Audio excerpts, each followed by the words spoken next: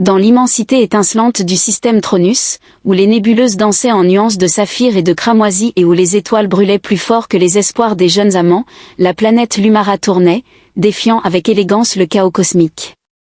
Surnommé le joyau de la Confédération galactique, Lumara n'était pas seulement une planète, c'était une symphonie de forêts bioluminescentes, de villes cristallines et de cieux illuminés par 3 lunes projetant des lumières prismatiques sur ses océans. Vivre sur Lumara, c'était vivre parmi une beauté inégalée. Aimer sur Lumara, en revanche, était une affaire bien plus compliquée, comme Xantria le savait mieux que quiconque. Xantria n'était pas une lumisienne ordinaire. Sa peau cristalline scintillait comme une lumière fracturée, et sa voix résonnait avec la douceur d'un pulsar lointain. Mais c'était son esprit acéré et son rejet légendaire de nombreux prétendants qui la rendaient célèbre. Ce matin-là, elle siégeait sur la terrasse flottante de Cascadia, une vaste plateforme suspendue au-dessus de la capitale. Au-dessus, les lunes dansaient dans une chorégraphie céleste, tandis qu'en bas, les rues grouillaient de marchands, d'artistes et de dignitaires. Sirotant une tasse de thé étoilé qui étincelait doucement, Xantria écoutait son assistant Tessé, une IA en forme de méduse lumineuse enfermée dans une sphère liquide. « Dame Xantria, vous avez 39 prétendants programmés aujourd'hui », annonça Tessé d'un ton nerveux. Le premier est un ambassadeur du cluster Hélicon. Il a préparé un sonnet en glyphes bioluminescents projeté sur une comète vivante. Dois-je? Non. Dois-je au moins lui transmettre que vous appréciez l'effort, insista Tessé. Xantria posa sa tasse avec une grâce froide. Tessé, si je remerciais chaque prétendant pour leurs efforts, je passerais ma vie à me noyer dans la gratitude. Un brouhaha éclata alors sur la place en contrebas. Xantria se pencha pour voir un humain trébuchant hors d'un petit vaisseau spatial cabossé. Il portait une combinaison froissée, et son allure désordonnée contrastait avec l'élégance lumineuse de Lumara. « Qui est-ce » demanda Xantria, intrigué. Tessé consulta rapidement ses données. Ethan Kirk, humain, occupation, scientifique.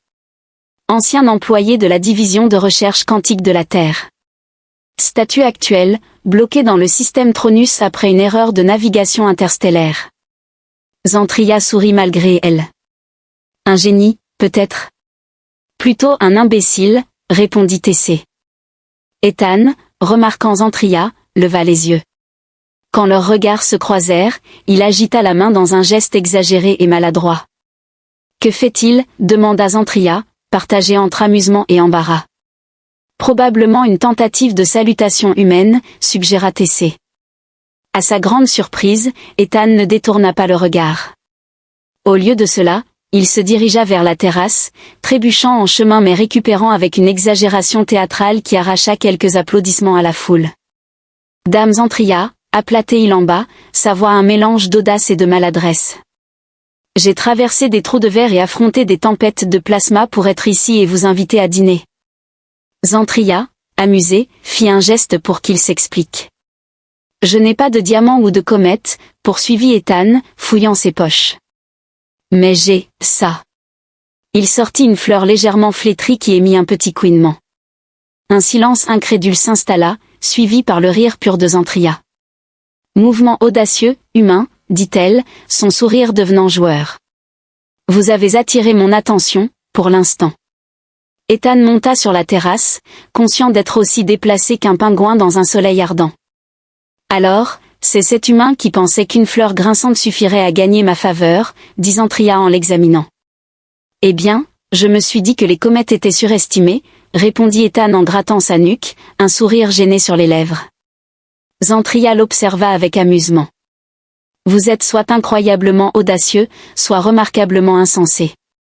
Pourquoi pas les deux, répondit Ethan avec un large sourire. Alors qu'Ethan racontait comment il avait accidentellement traversé un trou de verre et atterri sur Lumara, Xantria, captivé, laissa son sourire s'élargir. Le chaos, lorsqu'il est bien canalisé, peut apporter de la clarté, murmura-t-elle, interrompant les protestations de Tessé. Ethan leva un doigt. J'apprécie sérendipité plutôt que anomalie. Beaucoup moins insultant. Xantria éclata de rire, le son résonnant comme des carillons au vent. Vous avez un don pour les mots, humain. Mais si vous pensez que l'humour suffit, vous vous trompez. Ethan, nerveux mais déterminé, répondit avec sincérité, « Alors, laissez-moi vous montrer qu'il y a plus en moi qu'un sourire maladroit. » Alors que l'une des lunes de l'Umara s'élevait plus haut dans le ciel, projetant une lumière éthérée sur la ville, Ethan prit une profonde inspiration. « Voilà le truc, commença-t-il, les mots hésitants. Sur Terre, je n'étais qu'un scientifique parmi tant d'autres. Correct dans mon travail, mauvais pour penser à arroser mes plantes, et probablement le dernier choix pour tout ce qui semblait héroïque. Mais ici, je suis personne. Et bizarrement, ça me donne l'impression que je peux être n'importe qui. » Il se tourna vers Zantria. « Et vous ne semblez pas être impressionné par les grandes démonstrations ou les spectacles Tapax en l'œil. Vous semblez vouloir quelque chose de réel. » L'expression de Zantria s'adoucit, bien que son regard perçant restât. « Et vous pensez être quelque chose de réel ? » « Je crois que je suis aussi réel que possible, » répondit Ethan avec sincérité. « Je suis fauché, je sens la graisse de moteur, et je n'ai peut-être que 3 blagues potables en réserve. Mais, je n'ai rien à perdre, ce qui veut dire que j'ai tout à donner. » Zantria resta silencieuse un long moment, brisant le calme seulement par le bourdonnement lointain des champs antigravité de l'Umara. Enfin, elle s'adossa à sa chaise, un léger sourire se dessinant sur ses lèvres. « Vous êtes certainement différent, Ethan Kirk. Si cela joue en votre faveur, c'est à voir. » Ethan soupira de soulagement. « Donc, ça veut dire que j'ai une chance de rester ici ? Peut-être prouver que je vaux plus qu'une fleur grinçante ? » Zantria se leva avec grâce. « Cela signifie que vous avez piqué ma curiosité. Pour l'instant. Ne gâchez pas cette opportunité, humain. Je ne suis pas connu pour donner de secondes chances. » Ethan apprit rapidement qu'être un invité, honoré, ou plutôt une curiosité amusante, sur l'Umara comportait ses défis. La technologie du palais fonctionnait sur des principes bien plus avancés que tout ce qu'il connaissait sur Terre. Les portes s'ouvraient par des mélodies, adaptées à la fréquence de résonance unique de chaque résident. Ethan passa 5 bonnes minutes à essayer de fredonner pour entrer dans ces quartiers avant que TC ne prenne pitié et n'entre ses données manuellement. Les quartiers eux-mêmes étaient une merveille architecturale. Les murs changeaient de couleur selon l'humeur d'Ethan, oscillant souvent entre un gris confus et un vert gêné tandis que les meubles s'ajustaient à sa biométrie. Malgré tout ce luxe, il ne pouvait se débarrasser de l'impression d'être un poisson dans un bocal brillant, observé à distance par Zantria. Un jour, TC annonça que Zantria l'attendait sur le pont d'observation. Ethan suivit l'IA à travers les couloirs cristallins, admirant les motifs gravés dans les murs, qui semblaient chanter doucement en harmonie avec les champs antigravité du palais. Le pont d'observation, une plateforme ouverte avec un sol transparent, offrait une vue vertigineuse sur la ville en contrebas. Au-dessus, le ciel brillait de nébuleuses tourbillonnantes et de galaxies lointaines. Zantria se tenait au centre, son corps cristallin illuminé par la lumière céleste. « Ah, Ethan, dit-elle sans se retourner, sa voix étonnamment chaleureuse. « Rejoignez-moi. » Ethan hésita avant de poser un pied sur le sol transparent. « Vous savez, j'ai vu de belles vues dans ma vie, mais celle-ci les surpasse toutes. Vous n'auriez pas une boutique de souvenirs ? J'aimerais un postcard. » Zantria esquissa un sourire.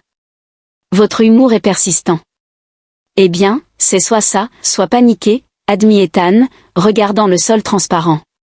Zantria détourna son regard vers les étoiles. « Dites-moi, Ethan, que voyez-vous quand vous contemplez le cosmos ? » Ethan réfléchit un instant. « Je vois des possibilités. Infinies. Comme un grand puzzle chaotique, et nous sommes juste de petites pièces essayant de trouver où nous allons. Ou peut-être qu'on improvise juste au fur et à mesure. » Zantria hocha lentement la tête. « Une perspective intéressante, qui résonne avec la mienne. L'univers est vaste et imprévisible, mais c'est dans cette imprévisibilité que nous trouvons un sens. » Ethan la regarda, ses mots plus sérieux qu'il ne l'aurait voulu. « Alors, pourquoi moi ?» Zantria se tourna vers lui, ses yeux cristallins reflétant la lumière d'un millier d'étoiles. « Vous m'intriguez, Ethan Kirk. Vous abordez l'inconnu, non pas avec peur, mais avec curiosité. C'est rare, même parmi mon peuple. » Leur conversation marqua un tournant dans leur relation naissante, Ethan se sentant pour la première fois sur l'Umara comme plus qu'un simple intrus. Tandis qu'il se tenait sur le pont d'observation, l'univers s'étendant devant eux, il sentit qu'il appartenait enfin à quelque chose de plus grand. Maladroitement, Ethan essaya d'imiter l'inclinaison du poignet et les mouvements gracieux de la révérence cosmique enseignée par Mill. Mais son geste ressemblait plus à une contorsion incontrôlée qu'à une posture élégante. Les sourcils cristallins de Mill se froncèrent. Ce n'est pas un moment pour plaisanter, humain. La révérence cosmique est la base de la diplomatie lumienne. Votre incapacité à la maîtriser reflète mal sur vous-même et sur le jugement de Dame Zantria qui vous a permis de rester. Compris, répondit Ethan en se redressant. Pas de pression, évidemment. Dans un coin, Tessé flottait en silence, ses tentacules lumineux luisant légèrement d'une satisfaction que l'humain avait appris à reconnaître comme une sorte de mépris. Peut-être devrions-nous simplifier la leçon, suggéra Tessé avec un ton condescendant. Ethan lança un regard à Lia. Et, je vous signale que j'étais champion de la course à 3 jambes au collège. Tessé répliqua, ses tentacules scintillant malicieusement, cela explique bien des choses. Avant qu'Ethan ne puisse répondre, les portes de la salle s'ouvrirent avec un carillon mélodieux, révélant Zantria. Sa présence lumineuse domina immédiatement la pièce. Que fait-il, demanda-t-elle, amusée, en voyant Ethan figé dans une posture maladroite. Il tente de maîtriser la révérence cosmique, répondit Mill d'un ton sec, avec des résultats mitigés. Zantria esquissa un sourire. Ethan, on dirait que vous vous préparez à une chute peu coordonnée. Et, c'est un progrès, protesta Ethan. Hier, je suis tombé complètement. Venez, ordonna Zantria en quittant la salle, son ton teinté d'une urgence inhabituelle. Ils traversèrent le palais en silence, les murs illuminés par une douce lueur bioluminescente. Enfin, ils arrivèrent dans une chambre circulaire avec un plafond en dôme qui scintillait comme la surface d'un étang ondulant. Au centre se tenait un artefact, un obélisque cristallin gravé de motifs complexes pulsant d'une lumière intérieure. Voici le Nexus prismatique, dit Zantria avec révérence. C'est l'un des artefacts les plus sacrés de l'Umara. Il connecte notre peuple à la trame cosmique, un réseau interdimensionnel qui relie toutes les choses dans l'univers. Ethan s'approcha, fasciné. C'est comme un moteur de recherche super avancé, non? Zantria sourit légèrement. En un sens, mais son véritable but est bien plus profond. Il nous permet de voir au-delà des limites de notre existence. Alors pourquoi me montrer ça? Je ne suis qu'un gars qui s'est perdu en voulant réparer son vaisseau. Zantria se tourna vers lui, ses yeux cristallins étincelant doucement. Parce que vous êtes une anomalie, Ethan Kirk. Une perturbation dans les motifs de la trame, et je crois que vous détenez la clé de quelque chose de bien plus grand que nous deux. Ethan hésita, puis tendit la main vers l'obélisque. Dès qu'il le toucha, une vague d'énergie traversa son corps, remplissant son esprit d'images et de sensations, galaxies en formation, étoiles naissantes et mourantes, et une voix lointaine chuchotant des mots incompréhensibles. Quand la vision s'apaisa, Ethan recula, le souffle court. Alors, demanda Zantria, son regard mêlant curiosité et inquiétude. Je ne sais pas, mais c'était immense, murmura Ethan. Comme si je faisais partie de quelque chose que je ne peux même pas commencer à comprendre. Zantria hocha la tête, pensive. Alors mes instincts étaient corrects. Vous êtes plus que ce que vous semblez, Ethan Kirk. Votre présence ici marque peut-être le début d'un voyage que ni vous ni moi n'aurions pu anticiper. Ethan laissa échapper un rire nerveux. Super. Pas de pression, alors. Les galaxies semblaient onduler et scintiller comme si elles étaient vivantes. L'énergie rythmique qui émanait de la flèche de convergence fit se hérisser les poils sur la nuque d'Ethan. Waouh, dit-il en s'approchant. On dirait que l'univers a décidé de se vanter. Zantria posa une main sur la surface cristalline de la flèche, intensifiant son énergie qui résonna dans l'air. La flèche est connectée à la trame cosmique, tout comme le Nexus, expliqua-t-elle. Elle agit comme un conduit, nous permettant d'interagir avec les courants cosmiques. Et comment cela nous aide-t-il à comprendre ce que le Nexus attend de moi, demanda Ethan, sceptique. Zantria se tourna vers lui, son regard fixe. Nous allons le demander. Ethan posa sa main sur la flèche, imitant Zantria. Dès qu'il toucha la surface, une vague d'énergie le traversa et son environnement se dissout en un kaléidoscope de lumière et de son. Il se retrouva dans un vide rempli de motifs colorés tourbillonnants, accompagnés d'un léger bourdonnement mélodique. « Où sommes-nous ? demanda-t-il, sa voix résonnant étrangement. « C'est un fragment de la trame cosmique, répondit Zantria avec révérence. Ethan regarda autour de lui, essayant de comprendre l'immensité infinie de cet espace. Ok, c'est officiellement la chose la plus bizarre que j'ai jamais faite. Zantria ignora son commentaire et se concentra sur les motifs changeants. Observez attentivement, Ethan. La trame parle en symboles. Que voyez-vous? Au début, ce n'était que des couleurs floues, mais bientôt, une figure indistincte émergea.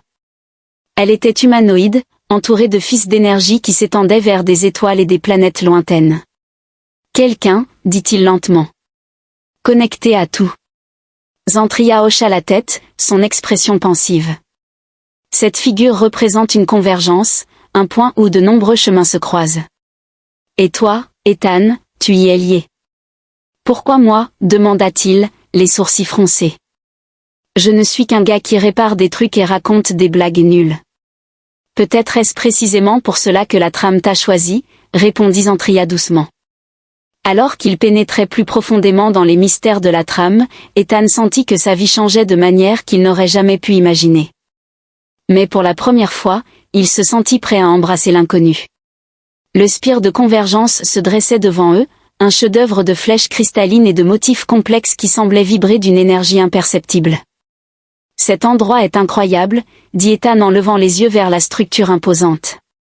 La flèche est ancienne, même selon les normes lumiennes, répondit Zantria. Elle sert de pont entre les dimensions. Si des réponses existent, elles se trouvent ici. Les portes s'ouvrirent avec un bourdonnement grave, révélant une vaste chambre remplie d'orbes lumineuses et de constellations holographiques. L'air était chargé d'une énergie électrique qui fit dresser les cheveux sur la tête d'Ethan. Une voix résonna dans la pièce, « Qui cherche les conseils de la trame ?» Ethan se figea. Quelqu'un d'autre a entendu ça ? Zantria s'avança, sa voix calme. Nous cherchons à comprendre la vision du Nexus. L'humain a vu la figure de la convergence. Nous demandons des éclaircissements. Les orbes lumineuses se regroupèrent, formant une silhouette humanoïde indistincte, comme composée de poussière d'étoiles. Ethan Kirk, intonnait la figure, tu es une anomalie dans la trame, un fil qui défie son cours naturel.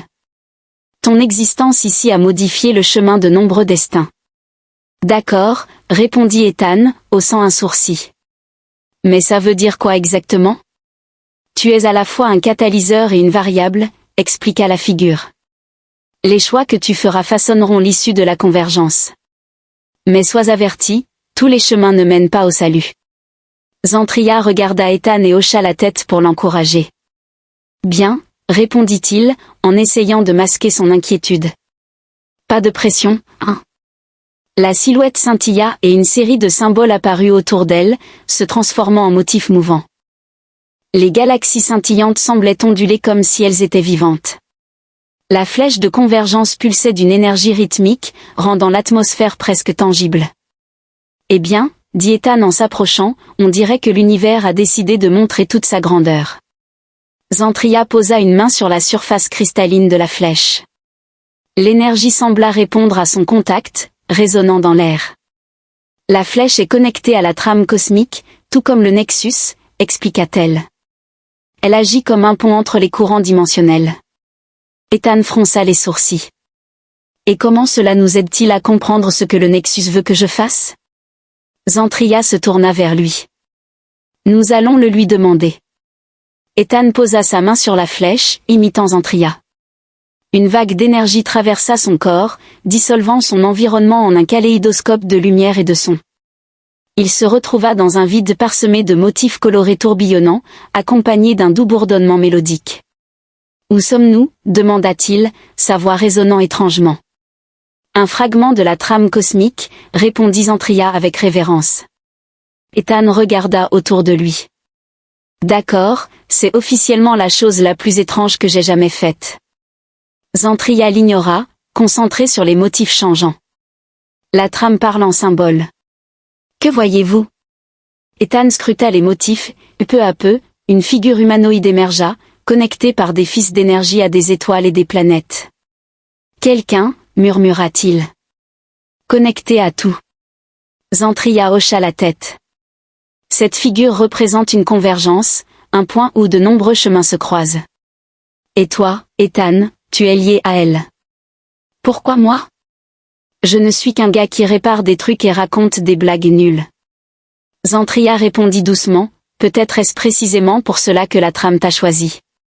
Alors qu'ils sortaient de la flèche, le poids de leur mission se faisait sentir. Mais malgré l'incertitude qui l'attendait, Ethan se sentait curieusement optimiste. Devant eux, le voile de Cascadia scintillait comme un rideau de lumière liquide, vibrant d'une énergie défiant toute logique. Ethan observa le phénomène depuis le pont d'observation du vaisseau lumisien, les bras croisés.